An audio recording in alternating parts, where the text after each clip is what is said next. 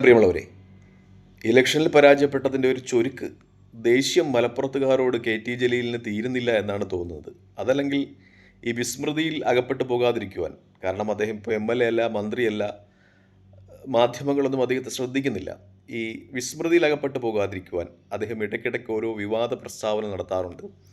അതുപോലെയുള്ള ചില പ്രസ്താവനകളുമായി കഴിഞ്ഞ ദിവസവും അദ്ദേഹം പ്രത്യക്ഷപ്പെട്ടിരുന്നു. അദ്ദേഹത്തിൻ്റെ പ്രസ്താവനയിൽ പറയുന്ന ഒരു കാര്യം എന്തെന്ന് വെച്ചാൽ, ഈ മലപ്പുറം ജില്ലയിൽ വായ കുയി എന്നൊക്കെ പറയുന്ന ആളുകൾ നിലനിൽക്കുന്നതിനാണ് ലീഗ് ആഗ്രഹിക്കുന്നത്.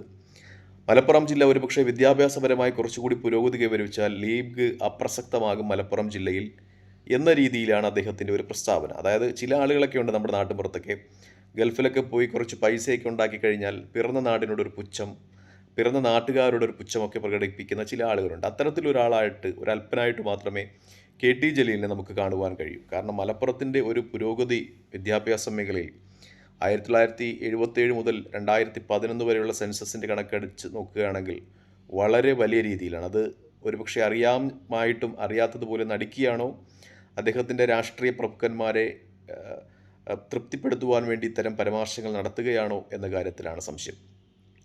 2011 ഒരു സെൻസസ് എടുത്ത് നോക്കുകയാണെങ്കിൽ സാക്ഷരത 3.65% മുമ്പുണ്ടായിരുന്ന സെൻസസിനേക്കാൾ മലപ്പുറത്ത് കൂടിയിട്ടുള്ളത്. എൻ്റെ ഒരു അറിവ് ശരിയാണെങ്കിൽ മലപ്പുറം ജില്ലയിൽ നിന്നാണ് SSLCക്ക് ഏറ്റവും കൂടുതൽ ഉയർന്ന മാർക്ക് വാങ്ങി വിജയിച്ച സൗദാ ബീവി എന്ന് പറയുന്ന പെൺകുട്ടിയുള്ളത്. ആ റെക്കോർഡ് പിന്നെ ആർക്കും തികർത്തുവാൻ പറ്റിയിട്ടില്ല. അങ്ങനെ ഇപ്പോൾ എൻട്രൻസിൻ്റെ കാര്യം നോക്കുകയാണെങ്കിലും, മെഡിക്കൽ അതുപോലെ എഞ്ചിനീയറിംഗ് എൻട്രൻസിൻ്റെ കാര്യമൊക്കെ നോക്കുകയാണെങ്കിലും വലിയ രീതിയിലാണ് മലപ്പുറത്തിൻ്റെ ഒരു വിദ്യാഭ്യാസ പുരോഗതി എന്ന് കാണാം. 2011 സെൻസസ് പ്രകാരം 93.02% മലപ്പുറത്തിൻ്റെ വിദ്യാഭ്യാസ ശതമാനം. സ്ത്രീകളുടെ സാക്ഷരത 93.57%. അതും ഉയർന്നു നിൽക്കുന്നു എന്നതാണ് യാഥാർത്ഥ്യം.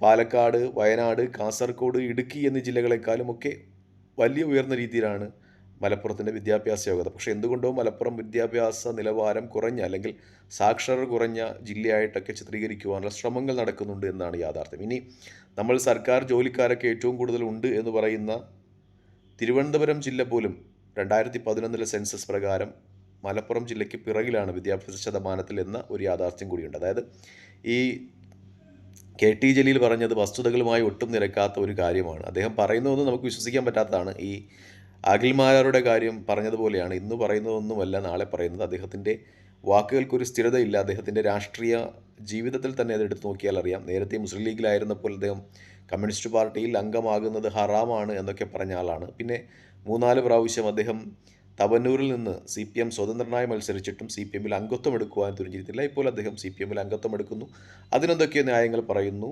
അതുപോലെ അദ്ദേഹം ഈ പറഞ്ഞു വെച്ച, അല്ലെങ്കിൽ ജനശ്രദ്ധ നേടുവാൻ വേണ്ടി, അല്ലെങ്കിൽ മാധ്യമങ്ങളുടെ ശ്രദ്ധ നേടുവാൻ വേണ്ടി പറഞ്ഞ ഒരു കാര്യമായിട്ട് നമുക്കിതിനെ എടുക്കാം. കാരണം അല്ലെങ്കിൽ ഒരുപക്ഷെ അദ്ദേഹം വിസ്മൃതിയിൽ അകപ്പെട്ടു പോകുമായിരുന്നു. രാഷ്ട്രീയത്തിൽ നിന്ന് പരാജയപ്പെട്ടൊക്കെ നിൽക്കുകയാണ് തവന്നൂരിൽ നിന്ന്. അപ്പോൾ എന്തെങ്കിലുമൊക്കെ പറഞ്ഞ് ഒന്ന് മാധ്യമ ശ്രദ്ധ നേടിയെടുക്കാം എന്നതിനപ്പുറം അദ്ദേഹം ഈ മലപ്പുറത്തിൻ്റെ വിദ്യാഭ്യാസ കാര്യത്തെപ്പറ്റി പറഞ്ഞതിൽ അല്പം പോലും യാഥാർത്ഥ്യമുണ്ട് എന്ന് എനിക്ക് തോന്നുന്നില്ല. മറ്റൊന്ന്, നമ്മൾ ഈ വിദ്യാഭ്യാസം കൂടുമ്പോൾ അവിടെ UDFനും ലീഗിനുമൊക്കെ സീറ്റ് കുറയും എന്ന് അദ്ദേഹം വാദിക്കുന്നതിനോടും വസ്തുതയുണ്ട് എന്ന് തോന്നുന്നില്ല. കാരണം 2011 ഞാൻ നേരത്തെ സെൻസസിൻ്റെ കാര്യം പറഞ്ഞത്, 3.65% സംസ്ഥാനത്ത് ഏറ്റവും കൂടുതൽ വിദ്യാഭ്യാസ ശതമാനം വർദ്ധിക്കുന്ന ജില്ലയായിട്ട് മലപ്പുറം വന്നത്. അപ്പോൾ ഒരു സീറ്റ് നിലവാരം എടുത്തു നോക്കുകയാണെങ്കിൽ അന്ന് 16 സീറ്റ് ഉണ്ട് 2011 മലപ്പുറം ജില്ലയിൽ. അന്ന് 14 സീറ്റ് UDFനും 2 സീറ്റ് LDFനും കിട്ടിയിട്ടുണ്ട്.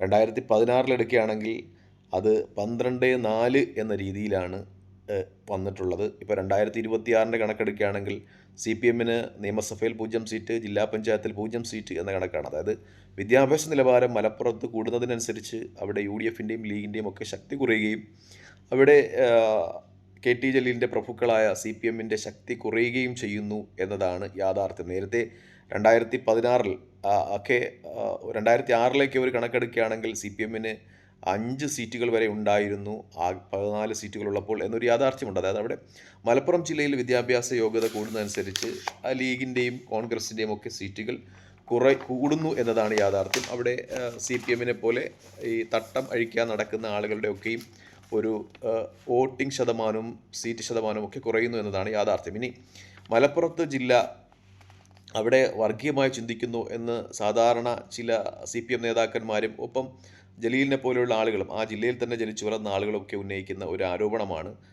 നേരത്തെ തിരൂരങ്ങാടിയിൽ കോൺഗ്രസിൽ ഗ്രൂപ്പ് രാഷ്ട്രീയമൊക്കെ വളരെ അധികരിച്ചു നിൽക്കുന്ന സമയത്ത് സംസ്ഥാന രാഷ്ട്രീയത്തിലേക്ക് AK ആൻ്റണി വരുന്ന സമയത്ത്, അതായത് ഗ്രൂപ്പ് രാഷ്ട്രീയത്തിൻ്റെ ഭാഗമായിട്ടൊക്കെ K കരുണാകരൻ രാജിവെച്ച് AK ആൻ്റണി സംസ്ഥാന രാഷ്ട്രീയത്തിലേക്ക് വരുന്ന സമയത്ത് തിരൂരങ്ങാടി പോലെയുള്ള ഒരു സ്ഥലത്താണ് അദ്ദേഹം മത്സരിക്കാൻ തിരഞ്ഞെടുക്കുന്നത്. കാരണം കോൺഗ്രസിൻ്റെ ഗ്രൂപ്പ് രാഷ്ട്രീയത്തിൻ്റെ ഭാഗമായിട്ട് വേറെ എവിടെയെങ്കിലുമൊക്കെ അദ്ദേഹം മത്സരിച്ചാൽ പരാജയപ്പെടുമോ എന്ന ഒരു ഭയം അദ്ദേഹത്തിനുണ്ടായിരുന്നു. തിരൂരങ്ങാടി നമുക്കറിയാവുന്ന പോലെ ക്രൈസ്തവർ ഒട്ടുമില്ലാത്ത സ്ഥലമാണ്. അവിടെ നിന്ന് ക്രൈസ്തവനായി മത്സരിച്ചു വിജയിച്ച പാരമ്പര്യം ഉള്ള AK ആൻ്റണി ഒരിക്കലും പറയില്ല മലപ്പുറം ജില്ല ഒരു വർഗീയപരമായി ചിന്തിക്കുന്ന ജില്ലയാണെന്ന്. അതുപോലെ തന്നെ ഇപ്പോൾ 2026 നിയമസഭാ തിരഞ്ഞെടുപ്പിൻ്റെ ഒരു കണക്കെടുത്താലും തവന്നൂർ മണ്ഡലത്തിൽ നിന്നാണ് KT ജലീലിനെതിരെ ജോയി വിജയിക്കുന്നത്. തവന്നൂർ മണ്ഡലത്തിൻ്റെ ഒരു ശതമാന കണക്കെടുത്താൽ ക്രിസ്ത്യൻ മതം ആകെ 1% മാത്രമാണുള്ളത്. അവിടെ നിന്നാണ്, തവന്നൂരിൽ നിന്നാണ് VS ജോയി നമ്മുടെ KT ജലീലിനെ പരാജയപ്പെടുത്തി നിയമസഭയിൽ എത്തുകയും ചെയ്യുന്നത്. അപ്പോൾ തന്നെ നമുക്ക് വ്യക്തമാകുന്നതാണ് മലപ്പുറം ജില്ല ഒരിക്കലും മതാധിഷ്ഠിതമായി ചിന്തിക്കുന്ന ഒരു ജില്ലയല്ല എന്നാണ്. പക്ഷേ ലീഗിനവിടെ പ്രാദേശികമായി പണ്ടേ ഉള്ള ഒരു സ്വാധീനമുണ്ട്. അത് തകർക്കുവാനുള്ള ശ്രമങ്ങൾ CPM ആസൂത്രിതമായി നടക്കുന്നുണ്ട് എങ്കിലും വിജയിച്ചിട്ടില്ല എന്ന് തന്നെയാണ് വ്യക്തമാകുന്നത്. കാരണം 2026 നിയമസഭാ തിരഞ്ഞെടുപ്പിൻ്റെ ഒരു റിസൾട്ട് അടിസ്ഥാനത്തിൽ നമുക്ക് വിശകലനം ചെയ്യുമ്പോൾ ഈ ലീഗിൻ്റെ ഒരു അപ്രമാദിത്യം അവിടെ നിലനിൽക്കുന്നു എന്ന് തന്നെ. അത് ഒരിക്കലും മതാധിഷ്ഠിതമാണ് എന്ന് ഞാൻ കരുതുന്നില്ല. കാരണം അത് കുറച്ചുകൂടി സേവന മനോഭാവത്തോടു കൂടി ലീഗ് പെരുമാറുന്നത് കൊണ്ട് എന്നതാണ് യാഥാർത്ഥ്യം. പ്രത്യേകിച്ചും പ്രവാസിയായിരുന്ന ഒരാൾ എന്ന രീതിയിൽ എനിക്കറിയാം KMCCയുടെയൊക്കെ പ്രവർത്തനം. അവിടെ ഏതു ജാതിക്കാർക്കും ഏതു മതക്കാർക്കും ചെന്ന് കയറാൻ പറ്റുന്നതാണ് KMCCയുടെ ഓഫീസുകൾ. വളരെ കൃത്യമായിട്ട് തന്നെ സേവനമായി നീങ്ങുന്നു. വയനാട്ടിലെ ദുരിതാശ്വാസ പ്രവർത്തനങ്ങളും ആ വീടുകളും ഒക്കെ നമുക്കറിയാവുന്നതാണ്. ലീഗിൻ്റെ ഒരു സേവന പാരമ്പര്യം മലപ്പുറം ജില്ലയെ അവരുടെ പാതയിൽ അവരുടെ വോട്ട് ബാങ്കുകായി നിലനിർത്തുന്നതിന് കാരണമാകുന്നു എന്ന് വിശ്വസിക്കുന്ന ഒരാളാണ് ഞാൻ. KT ജലീലിൻ്റെ പ്രസ്താവന മിക്കപ്പോഴും അതിൽ സ്ഥായിയായൊരു ഭാവമില്ല. അദ്ദേഹം മിക്കപ്പോഴും ഇങ്ങനെ എന്തെങ്കിലുമൊക്കെ പുലമ്പിക്കൊണ്ടിരിക്കും. നേരത്തെ അദ്ദേഹം ഈ ലീഗ് കാരനായിരുന്നപ്പോൾ പറഞ്ഞത് CPM ചേരുക എന്ന് പറയുന്നത്, CPMൽ അംഗത്വം എടുക്കുക എന്ന് പറയുന്നത് സ്വർഗ്ഗം നിഷേധിക്കപ്പെടുന്ന കാര്യമാണ്. ഇപ്പോൾ അദ്ദേഹം കളങ്ങൾ മാറ്റി ചവറ്റുകയാണ്. ഇനി ഒരു പക്ഷേ BJPയുടെ കളത്തിലെത്തി അദ്ദേഹം വേറെ എന്തെങ്കിലുമൊക്കെ പറഞ്ഞേക്കാം എന്നാണ് യാഥാർത്ഥ്യം. നേരത്തെ പറഞ്ഞതുപോലെ അഖിൽമാരാരുടെ മറ്റൊരു പതിപ്പാണ്. ഒരു നാണയത്തിൻ്റെ രണ്ട് വശങ്ങളാണ് അഖിൽമാരാരും KT ജലീലും എന്നൊക്കെ പറയാം. അവരിങ്ങനെ അഭിപ്രായങ്ങൾ മാറിക്കൊണ്ടിരിക്കും എന്നതിനപ്പുറം അവിടെ എന്തെങ്കിലും സ്ഥായിയായ ഭാവമില്ല. നേരത്തെ പറഞ്ഞതുപോലെ അല്പൻ ആണ് KT ജലീൽ എന്ന കാര്യത്തിൽ സംശയമില്ല. താൻ പിറന്നു വീണ ഒരു ജില്ലയെ അപമാനിക്കുന്ന രീതിയിലുള്ള അദ്ദേഹത്തിൻ്റെ പ്രസ്താവനകൾ ഒട്ടും എനിക്ക് അനുകൂലിക്കാൻ കഴിയില്ല. ഇനി മായാകുയി എന്നൊക്കെ പറയുന്നത് പ്രാദേശികമായ ചില പ്രയോഗങ്ങളാണ്. തിരുവനന്തപുരം ജില്ലയിൽ തന്നെ ഭാരതം എന്ന് പറയാറുണ്ട്. ഞാൻ തിരുവനന്തപുരം ജില്ലക്കാരനാണ്. എനിക്ക് എത്ര ശ്രമിച്ചാലും ചിലപ്പോൾ ഭാരതം എന്നേ പറയാറുള്ളൂ, ഭരതൻ എന്നേ പറയാറുള്ളൂ. ഇപ്പോൾ ആലപ്പുഴ ജില്ലയിൽ വരികയാണെങ്കിൽ അവർ ആത്മാവ് എന്ന് പറയാറില്ല, ആത്മാവ് എന്ന് പറയുകയാണ്. ഈ ആലപ്പുഴ ജില്ലയല്ല, കോട്ടയം ജില്ലയിൽ വിദ്യാഭ്യാസമായി ഏറ്റവും ഉയർന്നു നിൽക്കുന്ന ജില്ലയാണ് കോട്ടയം. അവിടെയും അവർ ആത്മാവ് എന്ന് പറയാറില്ല, ആത്മാവ് എന്നാണ് പറയാറുള്ളത്. പ്രാദേശികമായ ചില ഭാഷാ പ്രയോഗങ്ങൾ അത് എത്ര കാലമായാലും അവർ നിലനിൽക്കുമെന്നതിനപ്പുറം മലപ്പുറം ജില്ലയിൽ വിദ്യാഭ്യാസത്തിലുണ്ടാകുന്ന പുരോഗതി അത് കണ്ടില്ല എന്നടിക്കുന്നത് KT ജലീൽ കണ്ണടച്ചിരട്ടാക്കുന്നത് തുല്യമാണ് എന്ന് പറഞ്ഞുകൊണ്ട് നിർത്തട്ടെ തൽക്കാലം ഈ വീഡിയോയുമായി. മറ്റു വീഡിയോയുമായി കാണുന്നവരെ നന്ദി, നമസ്കാരം. ജയ് ഹിന്ദ്. വീഡിയോ ഇഷ്ടപ്പെടുന്നുണ്ട് ലൈക്ക് ചെയ്യുക, ഷെയർ ചെയ്യുക, കമൻറ്റ് ചെയ്യുക. മറ്റൊരു വീഡിയോയുമായി കാണുന്നവരെ ജയ് ഹിന്ദ്.